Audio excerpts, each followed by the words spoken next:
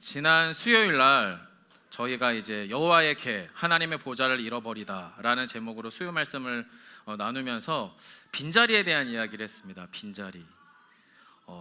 그리고 이 빈자리가 크다는 것을 나중에 아는 게 아니라 그 당사자 한 사람이든 어떤 상황이든 한 사람만 없어봐도, 또 어떤 한 상황에서 뭐 하나만 빠져봐도 사실 쉽지 않더라고요. 지금 저희 교회에도 지금 인대 파열로 인해서 걸음이 쉽지 않은 식구들이 있는데, 그렇다고 일상을 살아내야 되잖아요. 인대 하나가 제자리 제기능을 못하는 것도 우리의 일상을 큰 변화를 주고요. 그리고 지난번 제자반 졸업여행을 저희 아내가 갔다 왔는데, 두 번 다시는 안 보낼까 생각 중이에요. 고작 1박 2일이었지만 저희 집이 아내가 있고 없고에 따라서 이게 가정과 군대의 경계 가운데 있더라고요. 그래서 제가 토요일 날 점심을 저희가 애들한테 물어봤어요. 어떤 라면이 좋겠니? 그랬더니 이제 아이들이 참깨 라면이 좋겠다 그래가지고, 라면식이라고 하죠. 군부대에서 보통 주말에 라면을 끓여 먹는데 제가 아주 잘 끓였어요. 그래가지고 우리의 원준이, 막내 원준이한테 칭찬받은, 아빠 지금까지 먹었던 라면 중에 제일 맛있다고. 그 아이가 이게 첫 번째 라면 아니거든요. 이제 8년밖에 안 살았지만 8년 평생에 맛본 라면이 벌써 상당하거든요. 그 중에서 최고의 라면이었으니까 만족스럽긴 한데, 하지만 그럼에도 아내의 빈자리는 싫다. 자꾸만 뻣뻣해진다. 아이들이 군대식이 된다. 이랬단 말이에요. 자, 오늘 본문에서 바로 그 빈자리가 이스라엘 백성들 가운데 있어요. 뭐냐면 여호와의 궤. 쉽게 이해하시면 나무 상자 생각하시면 돼요. 조금 비싼 나무 상자. 왜냐면은 이제 광야에서 쉽게 구할 수 있는 여러 가지 조각목이라고 하는 소재의 나무에다가 금박을 입히고 그 안에 하나님의 약속의 표지가 되는 만나라던가 아니면 십계명을 포함한 10개 모세의 그 말씀이라던가 이런 것들을 담아놓은 나무 상자인데요. 그런데 이 상자가 이스라엘 백성들에게는 일종의 약속을 위한 담보물 같은 겁니다. 그 담보물만 있으면 좀 더 갈 수 있는 거죠. 그리고 이 담보물만 있으면 하나님과의 약속을 좀 더 유효하게, 하나님이 이렇게 약속하지 않으셨어요? 라고 큰 소리 칠 수 있는 게 바로 이 여호와의 궤였고요. 그리고 실제 모세 시대, 지금 이 본문은 사무엘이라고 하는 한참 후의 사람의 이야기이고요. 바로 모세 시대의 출애굽의 과정을 통해서 이 여호와의 법궤가 처음 먼저 이스라엘 백성들 가운데 주어졌거든요. 그래서 이 여호와의 궤가 이스라엘 가운데 한가운데 있다라고 하는 것은 뭐냐면, 여호와 하나님과 이스라엘은 사랑과 믿음으로 연결된 언약 공동체입니다라는 것을 증거하는 증거물이 바로 이 언약궤였어요. 그래서 이스라엘 백성들 입장에서는 여호와의 궤는 여기에 지금 우리와 하나님이 함께 계십니다라는 것을 보여주는 증거물이 여호와의 궤였고, 그리고 여호와 하나님의 입장에서는 나 여호와가 이스라엘 너희와 영원히 함께 하겠다라고 하는 것을 보여주는 보좌, 하나님의 앉는 자리인 의자인 셈입니다. 자, 그런데 이 여호와의 궤를 누가요? 이스라엘 백성들이 잃어버린 겁니다. 더 정확하게는 블레셋과의 전쟁에서 빼앗깁니다. 전리품으로 빼앗기죠. 이스라엘 입장에서는 약속의 담보물을 잃어버린 거고요. 하나님의 입장에서는 이스라엘 가운데 당신이 거할 보좌, 의자를 빼앗긴 셈입니다. 하지만 수요 말씀 공방에서 이미 나누었던 것처럼요, 이스라엘은 그 언약궤를 잃어버린 게 맞지만 여호와 하나님 입장에서는 그 여호와의 궤, 당신의 보좌를 버리신 거예요. 폐기 처분하셨어요. 스스로 그거 없어도 돼, 그냥 블레셋 너네 가져 라고 해버리면서 스스로 그 의자를 하나님이 버리셨어요. 왜냐하면 그 여호와의 궤, 내가 너희와 함께 하겠다라고 하는 그 여호와의 법궤를 이스라엘 가운데 두는 게 더 이상 의미가 없어졌거든요. 더 이상 의미가 없어졌어요. 왜 그러냐면, 이미 사무엘 시대 때의 이스라엘 사람들에게는 여호와 하나님은 그 여호와의 법궤라고 하는 아주 오래된 구닥다리 나무 상자에 갇혀있는 구닥다리 신에 불과했어요. 자신들의 삶의 일상에 전혀 어떤 영향력도 끼치지 못하는, 자신들의 삶에 어떤 결정적 영향도 주지 못하는 신에 불과했기 때문에 이스라엘 백성들 입장에서는 그냥 그 하나님은 저 오래되고 낡고 먼지가 쌓여가는 법궤와 같은 하나님 수준이었거든요. 즉 하나님이 있으나 마나 또 하나님의 나의 삶에 그 어떤 결정적 영향도 끼치지 못하다고 확신하던 시대가 사무엘의 시대였다는 거예요. 물론 사무엘 시대 이스라엘 백성들이요, 삼손 아니면 더 위로 올라가서 여호수아에서 더 올라가서 모세, 그 시대의 여호와 하나님이 어땠는지는 알 수가 없죠. 왜냐하면 그때는 자기들이 태어나지도 않았으니까. 하지만 적어도 지금 자신들의 삶의 현실에서 여호와 하나님은 그냥 그런 하나님이었구나 라고 하는 아주 예전에 구닥다리 신의 아무런 영향력도 없는 신인 것이 너무나 확실해요. 왜 그러냐면 목숨을 건 전쟁터에서 전쟁을 하고 안 하고를 결정할 때 하나님은 이스라엘 백성들 그 어디에도 등장하지 않습니다. 여러분, 사무엘상 4장 2절로 4절을 잠시 함께 읽어보겠습니다. 같이 함께 할까요? 함께 합니다. 블레셋 사람들이 이스라엘에 대하여 전열을 벌이니라. 그 둘이 싸우다가 이스라엘이 블레셋 사람들 앞에서 패하여 그들에게 전쟁에서 죽임을 당한 군사가 4,000명 가량이라. 백성의 진영으로 돌아오매 이스라엘 장로들이 이르되 여호와께서 어찌하여 우리에게 오늘 블레셋 사람들 앞에 패하게 하셨는고 여호와의 언약궤를 실로에서 우리에게로 가져다가 우리 중에 있게 하여 그것으로 우리를 원수들의 손에서 구원하게 하자 하니, 이에 백성이 실로에 사람을 보내어 그룹 사이에 계신 만군의 여호와의 언약궤를 거기서 가져왔고 엘리의 두 아들 홈니와 비느하스는 하나님의 언약궤와 함께 거기에 있었더라. 여러분, 이 구절에서 우리가 우리의 삶의 현실에서 적용할 수 있는 가장 정확한 포인트는 뭐냐면요, 하나님을 믿는 사람도 실패할 수 있어요. 하나님을 믿는 사람도 잘 안 될 수 있고요, 하나님을 믿는 사람도 질병의 위협이나 관계의 위협이나 경제적 위협 가운데 빠질 수 있죠. 잘 안 될 수 있습니다. 그리고 반대로 말하면 하나님을 안 믿어도 세상에서 잘 될 수 있습니다. 성공할 수 있고요, 건강할 수 있고요, 우리보다, 예수 믿는 사람보다 더 잘 될 수도 있어요. 그건 너무나 확실한 사실이죠. 그런데 지금 저와 여러분이 방금 읽으신 본문에서 이스라엘 백성들의 문제는 뭐냐면 잘 되고 안 되고의 문제가 아니라 이 사람들이 하나님을 믿는 상태인지 또는 안 믿는 상태인지 전혀 알 수 없는 상태가 되어버렸다라는 거예요. 이유는 두 가지입니다. 제가 자막으로 정리해놨는데요, 첫 번째 이유는 이거예요. 자신들의 삶에 매우 결정적인 선택이죠. 전쟁은 예나 지금이나 그렇습니다. 전쟁은 내가 살려면 누군가를 죽여야 되는 게 전쟁이거든요. 자, 그럼 생사가 걸린 결정적 선택인데 이 생사가 걸린 블레셋과의 전투에 대해서 하나님 없이 결정합니다. 본문 어디에서도 사무엘을 통해서나 엘리 제사장을 통해서 블레셋과의 전쟁을 해도 될지 안 될지, 하려면 어떻게 해야 될지를 하나님께 전혀 묻지 않아요.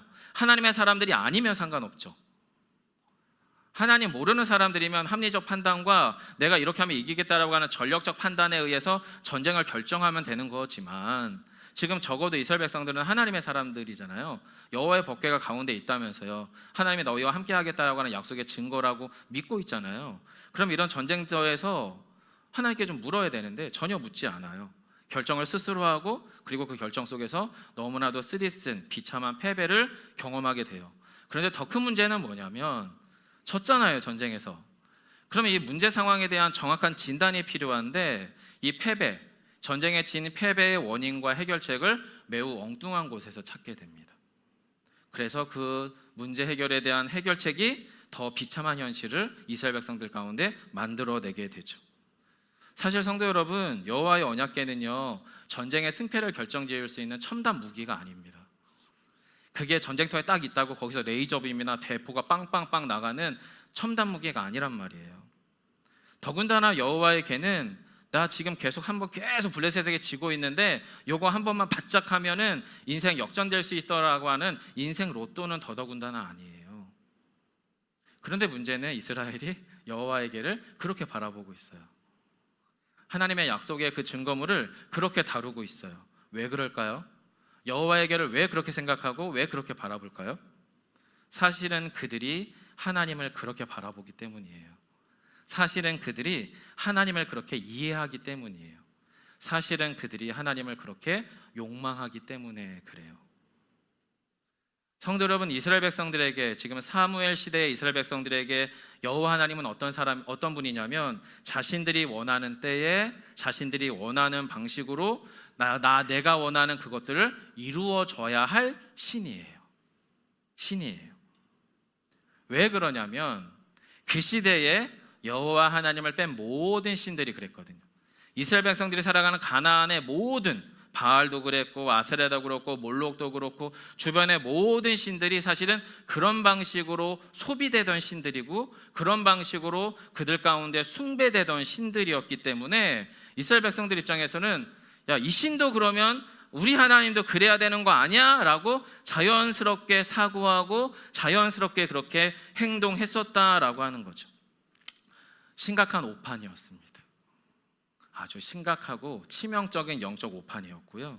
이스라엘의 이 심각한 영적인 오판은 저희가 읽진 않았지만 아주 비참하고 파괴적인 결과를 가져오게 되죠. 그래서 더 많은 이스라엘의 군인들이 죽었어요. 그리고 이스라엘의 정신적 상징과 같았던 여호와의 궤도 빼앗겼어요. 블레셋이 전쟁의 전리품으로 그 여호와의 궤를 홀라당 가져가 버리고 말았어요. 결국에 이스라엘은 전쟁에서도 패했고 여호와의 궤 하나님의 보좌도 잃어버렸고 그래서 결국에 그 하나님의 사람은 현실에서도 지고 영적으로도 졌어요. 어쩌면 오늘날 그리스도인들의 삶의 이 모습이 우리에게 조금은 보여주고 있지 않은가 싶어요. 저희가 현실에서 이기기 위해서 하나님을 잠깐 뒤로 던져놓을 수 있죠. 그리고 여러분 어쩌면 그렇게 해서 이길 수도 있어요. 하지만 여러분과 제가 정말 하나님의 사람이라면 하나님을 뒤로 던져버리고 바알의 방식으로 세상의 방식으로 우리가 이기도록 계속 그렇게 두실까요? 우리가 진짜 하나님의 사람이라면? 제가 여러분을 협박하는 게 아니고요, 그냥 논리적으로 신앙적으로 한번 고민해 보자는 거예요. 아닐 것 같아요. 무언가 브레이크를 한번 거실 것 같거든요. 지금 이스라엘 백성들에게 지금 그 브레이크가 걸린 거예요. 사실은 그래 니네가 하는 방식대로 해봐. 그럼 내가 여호와에게 그거 버려버릴게. 난 더 이상 너희들과 함께하지 않아. 너네가 한번 가볼 때까지 한번 가봐. 지금 딱 그 상황이거든요. 왜냐면 하나님의 사람이 지금 현실에서 지기 전에 이미 영적으로 졌거든요. 성도 여러분, 그런데 그렇게 진 게 끝이 아니었어요. 오늘 본문이 거기서 연결되는 거죠. 예, 물론 이스라엘은 패배했습니다. 하지만 하나님은 지고 싶은 마음이 없으셨어요. 하나님의 전쟁은 이제부터 시작이었어요. 왜냐하면 하나님의 여호와의 보좌, 여호와의 궤를 폐기 처분하셨지만 갑자기 그 하나님께서 어떤 이유인지는 알 수 없지만 그 여호와의 궤를 다시 블레셋에 빼앗겼던 그것을 다시 이스라엘로 돌려오시기로 결정하셨어요. 그리고 이스라엘 가운데로 당신의 여호와의 궤를 돌려보내시기로 작정하세요. 성도 여러분, 그렇게 여호와의 궤가 갑자기 이스라엘로 돌아오는 영적 여정, 하나님의 영적 전쟁이 다시금 시작되는데 크게 두 가지 방향에서 진행이 되더라고요. 첫 번째는 뭐냐면 여호와의 궤는 스스로 돌아와요. 이스라엘 백성들이 아무것도 하지 않았는데 그냥 스스로 돌아옵니다. 여러분, 사무엘상 5장 11절로 12절을 잠깐 볼까요? 함께 읽겠습니다. 시작. 이에 사람을 보내어 블레셋 모든 방백으로 모으고 이르되 이스라엘의 신의 궤를 보내어 그 있던 곳으로 돌아가게 하고 우리와 우리의 백성이 죽임당함을 면하게 하자 하니 이는 온 성읍이 사망의 환난을 당함이라. 거기서 하나님의 손이 엄중하심으로 죽지 아니한 사람들은 독한 종기로 치심을 당해 성읍의 부르짖음이 하늘에 사무쳤더라. 아멘. 성도 여러분, 사무엘이 있었던 고대 시대의 전쟁은요, 전형적인 백병전이었어요. 물리적인 전쟁이죠. 자신의 손에 칼이 있으면 이 칼을 막기 위해서 적군은 방패를 사용합니다. 그리고 자신의 손에 창이 있으면 그 창을 피하기 위해서 적군은 성벽 위로 올라갑니다. 즉 창과 방패, 그리고 창과 그리고 방벽의 싸움이었었다는 거예요. 그렇게 서로가 물리적으로 충돌해서 내가 덜 다치고 상대방을 더 많이 피해를 입히면 이기는 전쟁이었어요. 자, 그런데 고대 전쟁은 고대 전쟁일수록 더 이렇게 백병전이기도 하지만, 물리적인 백병전이기도 하지만 심리전이기도 했어요. 아주 강력한 심리전이고 고도의 종교 전쟁이었죠. 왜냐하면 성도 여러분, 고대 시대에 이 전쟁이 신을 위한 전쟁이라고 가르치는 것만큼 자신으로 하여금, 그 군인으로 하여금 엄청나게 충성해 강력한 희생을 끌어들일 수 있는 것은 종교전쟁밖에 없었거든요. 이게 신의 전쟁인 거예요. 그래서 블레셋은 다곤 신을 앞세워서 싸우는 거고요, 이스라엘 백성들은 여호와 하나님의 이름을 앞세워서 싸우는 거예요. 인간에게 가장 강력한 희생을 이끌어낼 수 있는 게 종교전쟁이었고, 그렇게 강력한 전투력을 불러일으키는 효과적인 방법이었기 때문에 물리적인 전쟁이지만 동시에 종교전쟁이고 심리적 전쟁이었었다는 거죠. 그래서 이스라엘조차도 여호와의 궤를 소위 그딴 식으로 사용한 거예요. 여러분, 그래서 본문을 유심히 읽어나가다 보면 이 장로들을, 이게 의사결정을 해나가는 지도자들이죠. 아마도 이분들은 연세가 있기도 했고 전쟁에서 너무 오랫동안 참전 안 했기 때문에 이스라엘 진영 가운데에서 그 군인들 4,000명을 떠나보내면서 아마도 선봉에 섰던 사람들이겠죠. 잘 갔다 와, 하나님이 우리를 이기게 하실 거예요. 왜냐하면 여호수아 때도 이기게 했고 모세 때도 이기게 했고 과거의 블레셋은 우리한테는 정말 그냥 발바닥에 때 같았으니까 걱정하지 마, 그리고 갔다 와 라고 했는데 4,000명이 몰살당한 거죠. 그래서 그 상황에서 장로들이 어떤 결정을 하는 거예요? 왜 그러지? 하나님이 갑자기 왜 그러셨을까? 사실은 그 하나님은 뒤로 던져버린 구닥다리 신에 불과했는데 갑자기 패배하고 실패하고 자신들의 여러 가지 상황들이 너무나 부정적으로 흘러가기 시작하자 그냥 하나님을 그런 식으로 사용한 거예요. 그래, 여호수아도 그랬고 모세도 그렇고 모든 전쟁 가운데서 여호와의 궤가 앞서갔잖아, 그럼 우리가 그렇게 하면 되겠네 라고 하고 장로들이 다시 한번 그들을 막 북돋아서 여호와의 궤가 이스라엘의 군 진영 안으로 딱 들어오니까 이스라엘 백성들이 어떻게 해요? 함성을 울렸다라고 성경은 지금 이야기하고 있거든요. 문제는 이스라엘이 여호와의 궤를 그딴 식으로 사용하는데, 문제는 여호와 하나님은 사람의 손에 노란하실 마음이 전혀 없으셨던 것 같아요. 블레셋 사람들이 승리감에 취하여 자신들의 수호신인 다고 신전 안에 여호와의 궤라고 하는 전리품을 가져다 놓았죠. 그런데 하나님께서는 갑자기 이스라엘은 다 포기하고 있는데 그 하나님의 여호와의 궤에 복귀 버튼을 눌러버리십니다. 야, 돌아와 하고 스위치를 딱 키세요. 그리고 이 여호와의 궤가 스스로 돌아와요. 스스로. 마치 손오공이 군두운을 여러분 부르실 때 어떻게 하는 줄 아십니까? 휘파람을 휘 불면 아무리 멀리 있었던 군두운이 손오공에게 솜살같이 달려오는 것처럼 하나님의 다곤 신전 한복판에 있었던 당신의 여호와의 궤에 복귀 버튼을 딱 누르니까 이 여호와의 복귀가 스스로 돌아와요. 이스라엘은 아무것도 하지 않았어요. 하나님이 하셨죠. 하나님의 여호와의 궤가 있었던 바로 그 다곤 신전으로부터 거기를 중심으로 해서 강력한 죽음의 도끼를 뿜어내십니다. 그래서 블레셋의 5 소국이 작은 소도시 5개가 쑥대밭이 되어버려요. 강력한 전염병이 블레셋 전 진영에 퍼지기 시작합니다. 그게 피부로 돌았는지 호흡기로 돌았는지는 알 수 없지만 전방위로 블레셋 사람들이 휩쓸어져 버려요. 그리고 이 파괴적인 전염병은 성도 여러분, 예나 지금이나 신의 저주로 여겨질 만한 사건이었습니다. 그럼 여러분, 이 블레셋 사람들 입장에서 판단은 뭘까요? 이미 심리전에서 졌거든요. 백병전에서는 이겼는지 모르겠지만 종교전쟁과 심리전에서는 졌어요. 그리고 심리전의 상징인 여호와의 궤가 다곤 신전 한복판에 있어요. 그럼 그들이 해야 될 일은 뭐예요? 그 여호와의 궤를 버리는 거죠. 돌려보내는 거죠. 왜냐하면 전염병이나 전쟁이나 또는 자연재해는 인간이 느낄 수 있는 무력감, 인간이 느끼는 최대치의 무력감을 가장 처절하게 느끼게 하는 일이 바로 질병 또는 전쟁 또는 자연재해거든요. 진짜 무력해집니다, 성도 여러분. 답이 없어요. 우리의 의지가 전혀 씨알도 안 먹히는 현실이 사실은 그런 일들이잖아요. 전염병과 전쟁, 자연재해. 그러니 그들이 할 수 있는 선택이 무엇입니까? 여호와의 궤를 돌려보내기로 결정하죠. 그 모든 과정에 이스라엘은 아무것도 하지 않았습니다. 이스라엘의 여호와의 궤를 반환받기 위해서 무언가 노력하지도 않았어요. 하지만 여호와의 궤가 스스로 하나님께서 당신의 백성의 품 안으로 돌아가시기로 결정하셨고 그 일이 현실이 됩니다. 여러분, 사무엘상 6장 11절로 13절이거든요. 같이 한번 읽어보겠습니다. 시작. 여호와의 궤와 및 금쥐와 그들의 독종의 형상을 담은 상자를 수레 위에 실으니 암소가 벳세메스 길로 바로 행하여 대로로 갈 때 울고 좌우로 치우치지 아니하였고 블레셋 방백들은 벳세메스 경계선까지 따라가니라. 벳세메스 사람들이 골짜기에서 밀을 베다가 눈을 들어 궤를 보고 본 것을 기뻐하더니. 예전에 양정석 지사님하고 이 본문을 가지고 예전에 대화할 일이 한번 있었어요. 그래서 물어봤거든요. 지사님, 소 치는 사람으로서, 목축업자로서 소가 이게 가능해요? 라고 물어본 적이 있었어요. 송아지가 젖된 지 얼마 안 됐어요. 그러니까 사실은 젖을 충분히 떼지도 못한 상태에서 송아지랑 강제로 분리된 암소가 지금 이런 식으로 처음 수레를 실어서 이것을 목적지대로 정확하게 가는 일이 가능하겠냐라고 여쭤봤더니 불가능한 일이라고 얘기하시더라고요. 이걸 우리가 신앙적으로 표현하면 기적에 가까운 기적이라고 이야기했어요. 성도 여러분, 우리 예수비봉교회는 여러분은 어떻게 믿으실지 모르겠지만 저는 기적에 가까운 기적들을 정말 많이 경험하고 있습니다. 이 공간이부터가 일단 기적입니다. 그리고 이 자리에 함께 계신 여러분 한 분 한 분들이 사실은 저에게는 기적입니다.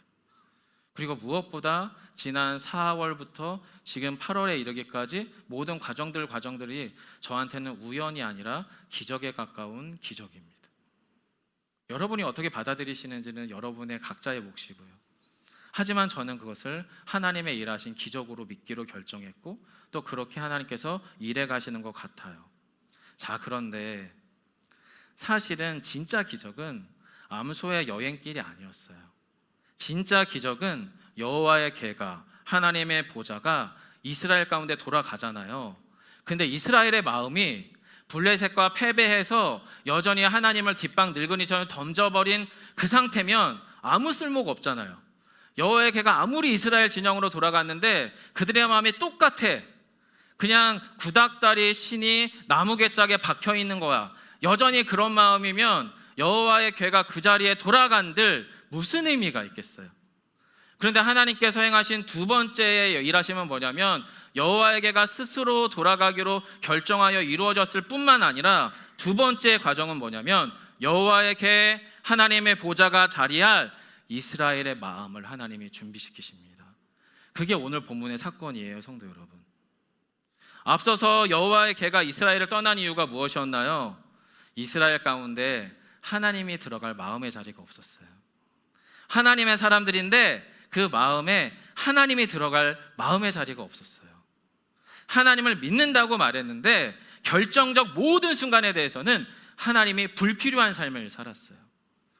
자기 판단, 자기 결정, 자기의 여러 가지의 경험과 지식들이 하나님보다 훨씬 앞서 있었던 것이 바로 지금 사무엘 시대의 이스라엘 백성들의 모습이었어요.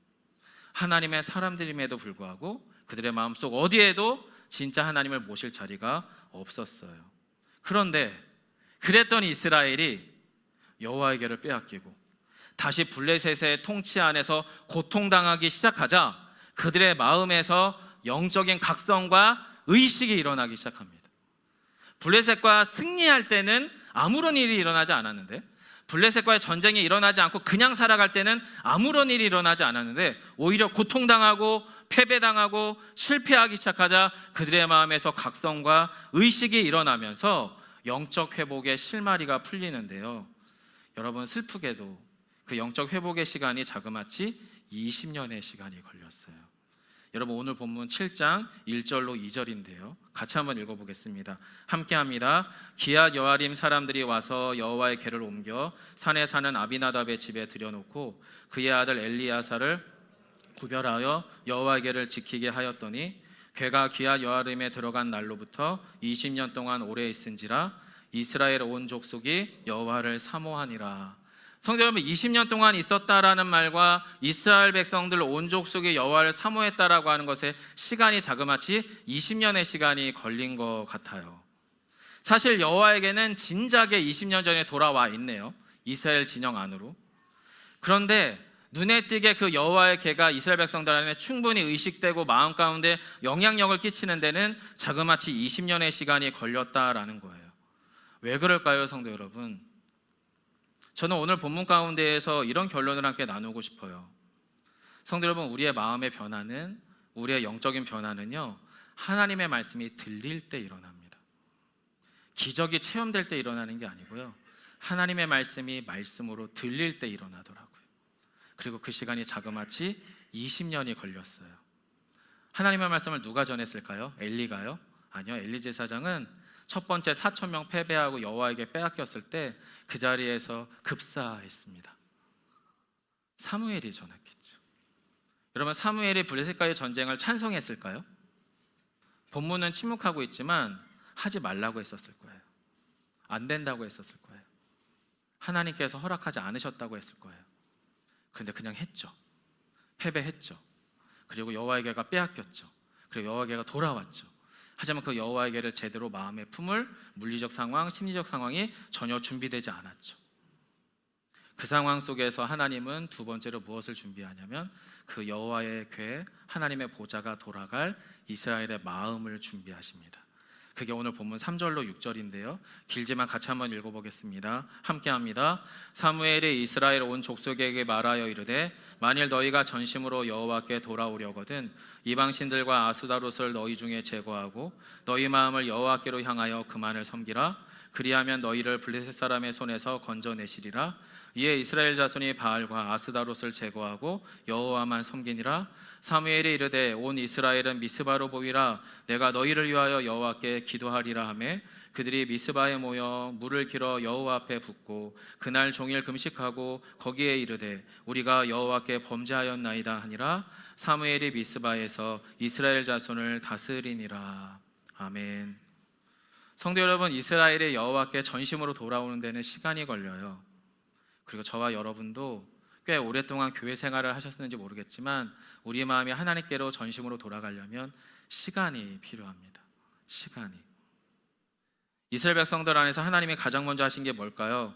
마음과 생활 속에 찌들어 있었던 바알과 아세라 우상의 DNA를 제거하고 계십니다. 20년 동안. 그리고 계속 선지자 사무엘을 통해서 사무엘이 미스바에서 뭐 했겠어요? 기도하고 기도 마치고 나면 이스라엘 각 진영을 돌면서 하나님의 뜻과 마음을 전했겠죠. 처음 1년차 때는 기둥에도 안 들렸을 것 같아요. 사무엘의 이야기가. 하지만 그것이 1년이 지나고 5년이 지나고 20년 차가 차기 시작하자 이스라엘 백성들 마음속에서 그럼 우리가 어떻게 해야 될까요? 라고 하는 하나님의 말씀이 들리기 시작을 합니다. 그래서 지금 오늘 본문에서 그가 뭐라고 얘기하는 거예요? 여러분 미스바로 모이십시오. 그리고 하나님께 기도합시다. 여호와 하나님을 향한 전향적인 마음과 열망을 소유하기까지는 성도 여러분 시간이 걸립니다. 무엇보다 지속적인 하나님과의 영적 관계를 형성하고 두텁게 하기 위해서는 하나님의 말씀을 듣고 하나님의 말씀을 행하고 하나님의 말씀을 경험하는 물리적 시간이 우리에게 필요합니다. 여러분, 어떤 한 문제에 대한 기적적인 체험이 우리를 신앙의 자리로 이끌지 못합니다. 제가 그건 수없이 봐왔습니다. 기적이 우리를 변화시키지 않습니다. 하나님의 말씀에 대한 경험이 우리를 변화시킵니다. 왜냐하면 이 말씀은요, 어떨 때는 우리한테 옳은데 우리의 상황이나 우리의 판단에 따라서 어떨 때는 안 옳거든요. 내 경험이 더 옳거든요. 내 지식과 내 판단이 훨씬 더 옳거든요. 근데 하나님의 말씀은 항상 동일하잖아요. 그럼 이 말씀이 우리 안에 하나님의 말씀으로 작동되려면 그 말씀이 믿겨질 때 작동될 거 아니에요. 그렇기 때문에 여러분 이 말씀을 듣고 말씀을 행하고 말씀을 경험하는 것은 시간을 필요로 합니다. 시간을.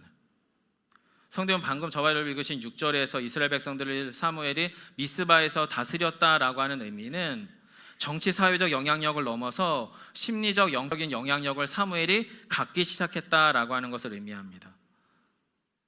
여러분, 왜 이게 중요할까요? 심리적 영적인 영향력이 왜 중요할까요? 왜냐하면 이스라엘 안에 하나님을 향한 마음이 들어와야 사무엘이 있든지 또는 사무엘이 없든지 또는 사무엘이 그 사람을 보고 있든지 안 보고 있든지 그는 하나님의 사람일 수 있기 때문에 그래요.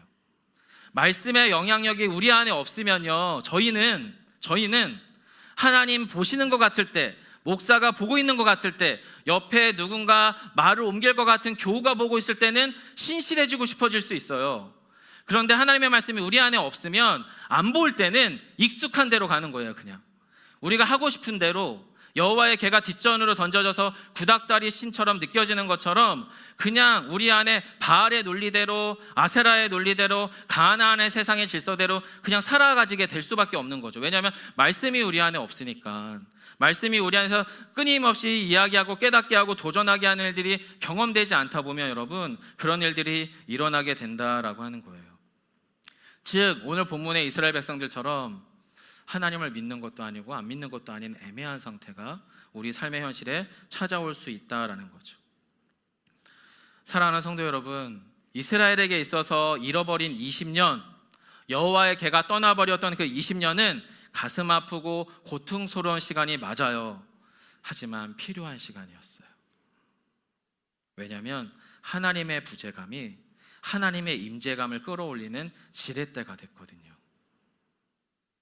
잃어버린 20년은 하나님을 상실한 하나님의 백성들의 무기력함을 절감하게 하는 시간이었습니다. 그리고 블레셋의 폭압적인 지배와 영향력 가운데 고통하면 고통할수록 하나님의 사랑과 믿음이 가져다주는 그 참 자유와 소망이 무엇인지를 깊이 깨달을 수 있는 시간이 되었습니다. 심지어 우리가 하나님을 잊고 잃어버린다 하더라도 그럼에도 하나님은 하나님의 백성에게로 스스로 찾아오시는 하나님이 되시는구나라는 것을 느낄 수 있는 20년이 되었습니다. 더불어서 그 20년은 미스바에서 이곳 저곳으로 하나님의 뜻과 마음을 전하던 사무엘이 준비되던 시간이었습니다. 저는 이 말씀을 준비하면서 저한테 하시는 얘기인 것 같았어요.